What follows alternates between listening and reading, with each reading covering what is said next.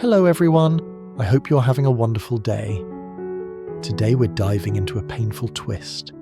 Mrs. Nhia blocks Yuri at Courier Room 3, and Lynn uses that moment to make Tutu believe Yuri is slipping away, while secretly forcing Yuri into a tonight alone ultimatum. Will Yuri protect the DNA truth in Tutu's heart before Lynn turns love into a weapon? If you enjoy the story, don't forget to hit subscribe so you won't miss the next episode. The hallway outside Courier Room 3 didn't feel like a hospital anymore. It felt like a courtroom without a judge. Cold lights, tight faces, and people picking sides before the truth even had a chance to breathe. Yuri stood near the security gate that had slammed down, his phone still recording, his chest rising and falling like he'd been running for miles. On the other side of that gate, the real cooler was already moving toward the loading dock, moving like a secret that had legs. And right beside Yuri, Mrs. Nhia arrived with a face he recognized too well. Not anger, not fear, control. "Yuri!" Her voice was low, clipped, the way she spoke when she didn't want a scene. "Step back." Yuri didn't step back. He held up his phone. "Mum, someone swapped the seal. We caught the fixer. Lynn's contact was on his phone." Mrs. Nhia's gaze flicked to the screen and away again like she'd already decided what mattered most.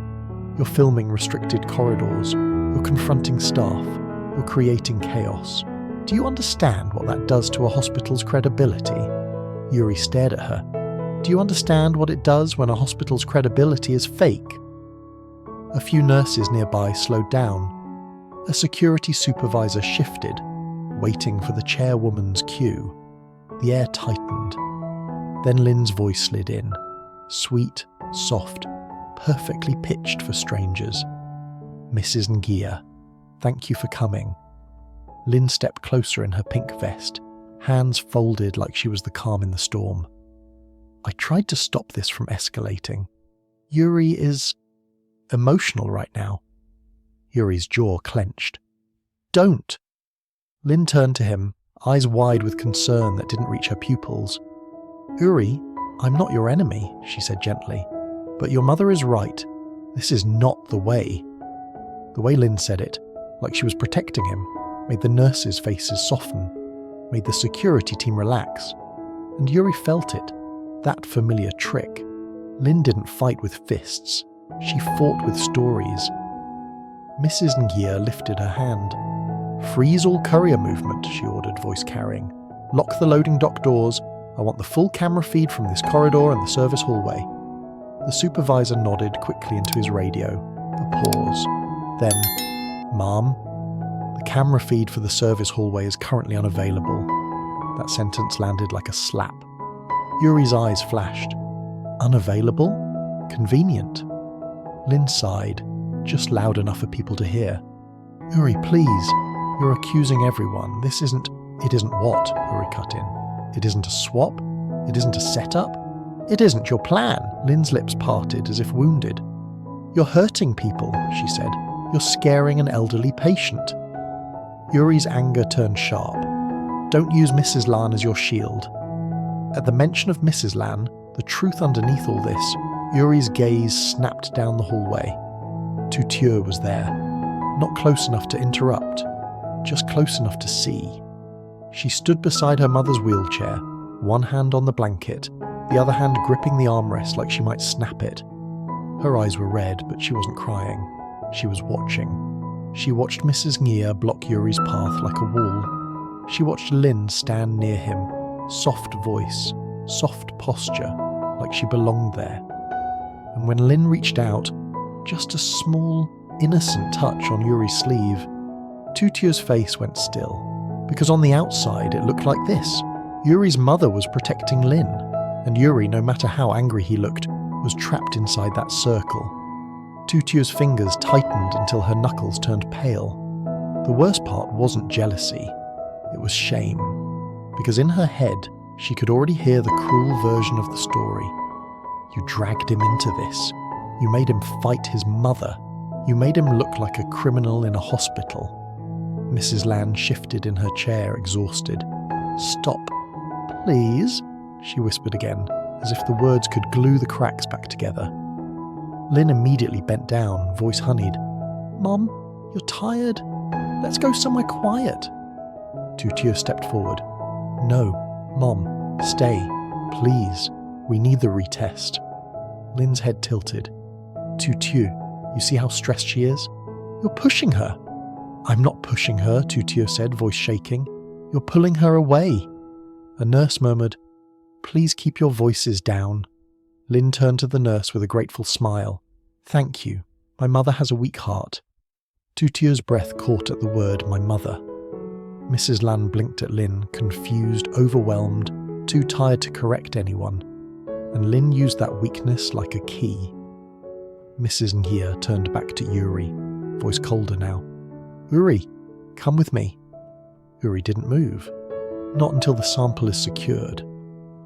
Mrs. Ngia's eyes narrowed. "Do you want to be removed by security?" The silence that followed was brutal, because that was not a threat from a stranger. That was a mother reminding her son that she had power, and she would use it to stop him if she had to. Lynn stepped in again, soft and soothing, like she was helping Yuri not drown. "Yuri," she said quietly, "please, for your mother, for Tutu. If you get detained, it will ruin everything." Tutu heard that, and something in her heart twisted harder, because Lynn sounded reasonable. And Yuri, standing there with his jaw clenched, looked like the dangerous one. Dr. Han approached, face tight. "Chairwoman Ngia," he said, "the seal discrepancy means the sample's integrity is in question. We need to treat it as compromised until verified." Lynn gasped softly. "Compromised? You mean—" Dr. Han didn't look at her. "I mean chain of custody may have been broken." Mrs. Ngia's expression hardened. "Then we'll review internally," Yuri snapped. "Internally is exactly where Lynn hides." Lynn's eyes flashed, then immediately softened. "Yuri, why do you hate me so much?" she asked, voice small. It wasn't a question, it was a trap. Mrs. Ngia's gaze sharpened toward Yuri. "Is this personal?" Yuri's throat tightened. Because yes, everything in this had become personal. Tutu's mother, Tutu's name, and Lynn's obsession with taking everything that belonged to her.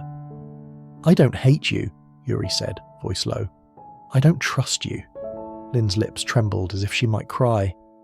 "I've done everything to help this family, and you treat me like I'm poison." Tutu wanted to step in and scream, "You are." But her mother's shaky breathing stopped her. "Mrs." Lan looked smaller under the blanket, like conflict was physically draining her. Mrs. Ngia made a decision. "Yuri, my office. Now." She turned to security. "Keep the courier room sealed. No one moves anything.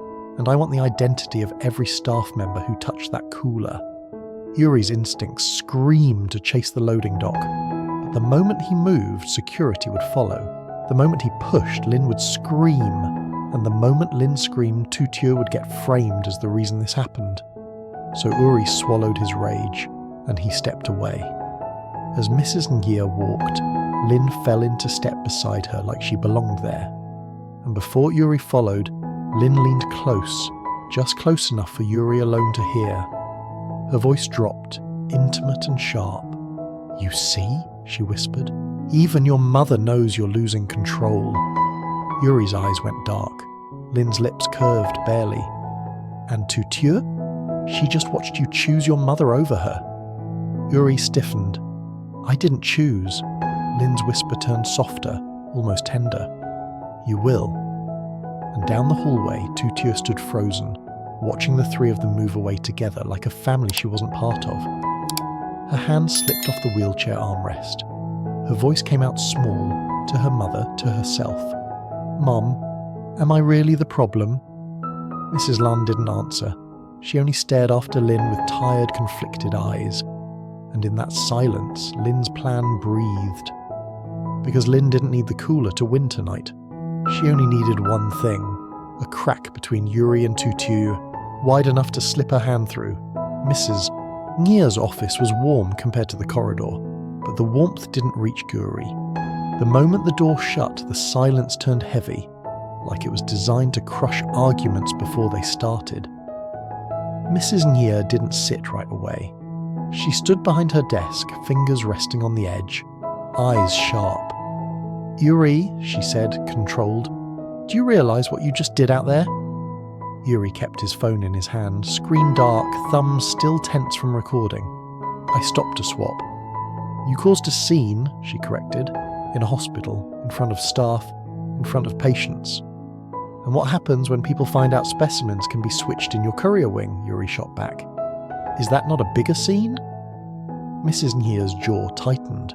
For half a second her eyes flickered, not fear but calculation. She was running the numbers, reputation, lawsuits, headlines, board members calling. Then Lynn stepped in smoothly, like she'd been waiting for the spotlight. "Mrs. Nye," she said softly. "I really tried to calm him down. He's under a lot of stress because of Tutu's situation." Yuri turned his head slowly. "Don't say her name like you care." Lynn's expression crumpled into something wounded. "Yuri, I'm trying to help everyone." "No," Yuri said, voice flat. "You're trying to help yourself."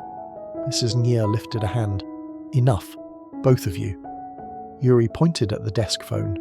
"Call Dr. Han into this room, right now, and call IT. I want a preservation order on all hallway camera footage, access logs, and badge scans near Courier Room 3 and the loading dock." Mrs. Nye stared at him. "You're giving commands in my office?" Yuri didn't blink. "I'm giving you the chance to control this before it controls you." That landed. Mrs. Nye exhaled through her nose, then pressed a button on the intercom. "Get Dr. Han, and it, now." Lynn's eyes tightened just slightly. Just enough for Yuri to catch it. When Dr. Han arrived, he looked exhausted, like the day had aged him 10 years. "Chairwoman," he began, "the chain of custody is compromised. A seal number changed. That alone invalidates." "I know," Mrs. Nye cut in. "Can you prove it?" Dr. Han glanced at Yuri. "He has a time-stamped photo of the original seal." Yuri held up his phone, and I marked it. A tiny scratch at the corner. The seal in room 3 was clean. Not ours. Lynn laughed softly. Too soft. Too quick. "This is getting ridiculous. A scratch. Yuri, you're..." Yuri stepped closer, eyes cold. "Say one more word about me being dramatic and I'll show my full recording to every nurse who watched you play sweet daughter in the hallway." Lynn froze. Mrs. Nye's gaze snapped between them. "Yuri," she said quietly, "this is personal." Yuri's voice lowered. It became personal the moment Lynn decided she wanted everything Tutu has. The room went still. Even Dr. Han looked uncomfortable. Lynn's cheeks flushed, anger peeking through the mask. "You're accusing me because you hate me." "I'm accusing you because you're dangerous," Yuri replied. "And you don't even need money to be dangerous. You just need jealousy." Mrs. Nye's fingers tightened on the desk edge. She didn't ask Yuri what he meant. She didn't need to. She only said, "We handle this quietly." Yuri's stare hardened. "Quietly is how she wins." Mrs. Nye's voice sharpened. "Quietly is how we prevent panic. We preserve evidence. We review logs. We identify the breach. But we do not set the hospital on fire." Yuri took a breath, forced his tone down. "Then give me one thing." Mrs. Nye didn't answer. Yuri spoke anyway. "Authorize an independent retest. Outside your courier system. Dr. Han supervises, and we transport the sample ourselves. Sealed, witnessed, documented." Dr. Han nodded immediately. That would restore integrity. Mrs. Nye hesitated, then gave a short nod. "Fine, but if you do this, you do it without drama." Yuri didn't look at Lynn when he said it, but he meant it for her. "No more private deals, no more family talk, everything in writing, everything witnessed." Lynn's smile tried to return. "Yuri, you're acting like I'm your enemy." Yuri finally looked at her fully. "You are." The word landed clean and final. Lynn's eyes shone, not with tears, with rage carefully hidden behind wetness. "So that's it," she whispered. Yuri turned back to his mother. Now let me go. Tu Tieu is alone out there. Mrs. Nia's face twitched at the name. She didn't like how quickly Yuri said it. She didn't like how sure he sounded. But she stepped aside. Go, she said. And Yuri, don't make me regret helping you. Yuri didn't answer with words. He answered by leaving immediately. In the corridor, Tu Tieu was still beside Mrs. Lan's wheelchair, one hand on the blanket like she was holding the world together. When she saw Yuri, her shoulders stiffened first. Pride, fear, hurt all mixed. Yuri didn't let the distance live. He walked straight to her, lowered his voice so only she could hear. Look at me. Tu Tieu's eyes lifted. They were red but steady. Yuri swallowed. I will never leave you. I will never betray you. Not for my mother, not for anyone. Tu Tieu's lips trembled. Then why did it look like you walked away with them? Yuri's chest tightened, because that was exactly Lynn's weapon, making loyalty look like abandonment. I stepped back to keep you safe, Yuri said. If I fought in that corridor, they would have written, Tu Tieu caused a disturbance into every report. Lynn was setting you up. Tu Tieu's breath hitched. Yuri reached out, careful, gentle, and took her hands. You're not the problem, he said. The problem is someone who can't stand you having anything, especially me. Tu Tieu's eyes widened at the bluntness. Yuri leaned closer. She touched my sleeve on purpose so you'd see it. She wants you to doubt what we are. Tu Tieu's throat worked like she was trying not to cry in front of her mother. I didn't want to doubt you, she whispered. I felt small. Yuri squeezed her hands. Don't. Then he turned to Mrs. Lan, voice softer. Auntie, he said carefully, we're going to do another retest. Properly, with witnesses. No courier swaps, no pressure. Mrs. Lan looked at him with tired eyes, full of confusion and something else. Fear of being the reason everyone fought. I'm tired, she murmured. I know, Yuri said, so we won't fight around you. But we also won't let anyone lie to you. Lynn appeared at the end of the corridor like a shadow that knew where the light was. She stopped a few steps away, face composed, voice gentle. Tu Tieu, Lynn said. You see, your drama is making everyone suffer. Yuri's head turned slowly. Stop, Lynn blinked, pretending innocence. I'm just worried about Mum. Yuri stepped slightly in front of Tu Tieu, subtle, protective. You're worried about control? Lynn's smile thinned. Yuri, don't talk to me like that. Yuri's eyes stayed calm, but his voice was steel. Then don't act like this. You will not touch me. You will not isolate Tu Tieu, and you will not speak for Mrs. Lan again. For a heartbeat, Lynn's mask cracked. Her eyes flashed with something raw, want, resentment, humiliation. Then she softened again, quick as a switch. Fine, she said quietly, if that's what you want. She took one step closer, as if she might say something private. Yuri didn't move back. He simply raised his phone, screen already recording. Lynn froze. Tu Tieu saw it and swallowed hard. Relief and heartbreak at once. Relief that Yuri was guarding their truth. Heartbreak that it had to be guarded at all. Lynn's mouth curved into a small, bitter smile. So romantic, she whispered. Recording me? Yuri's answer was flat. Accountability. Lynn's gaze slid to Tu Tieu and the sweetness returned. Too sweet. You're lucky, she said. He protects you like a treasure. Tu Tieu didn't respond. Yuri did. She's not lucky, Yuri said. She's loved. There's a difference. That word, loved, hit Lynn like a slap. For a second, she couldn't hide it. Then she stepped back. Tonight, Lynn said softly, eyes on Yuri.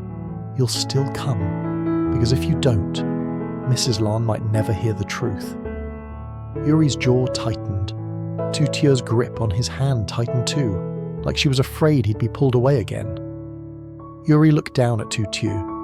I'm not going alone, he said quietly. Lynn's eyes narrowed. You don't get to set the terms. Yuri lifted his phone slightly. Watch me. Then his screen buzzed. One message from an unknown number. Your mother can lock doors, but can she lock a heart? Yuri's blood went cold, not because he believed it, because he understood what Lynn was trying to do. Not steal a sample, steal certainty. He looked at Tutu and squeezed her hand once, grounding himself. "You're my choice," he said, low and unwavering. "Always." And down the corridor, Lynn watched them like someone watching a door that still wouldn't open, then smiled anyway, because she didn't need Yuri to leave Tutu. She only needed to hurt Tutu enough that she would step back on her own. Yuri races to Courier Room 3 after a nurse's warning, only to catch a cooler being resealed and realise the original seal marker is gone, proof the sample was swapped. Before he can act, Mrs. Ngia arrives and orders a quiet lockdown to protect the hospital's reputation, while Lynn slips into the role of peacemaker to frame Yuri as reckless and make Tutu feel guilty. In Mrs. Ngia's office, Yuri pushes for preserved logs, IT review, and an independent retest outside the courier system. He then returns to Tutu and swears he will never leave or betray her, explaining Lynn staged small touches and public pressure to create doubt. Yuri shields Tutu from Lynn's manipulation, starts recording for accountability, and declares Tutu is his choice. But Lynn whispers a new ultimatum, tonight, aimed not at evidence but at breaking Tutu's certainty.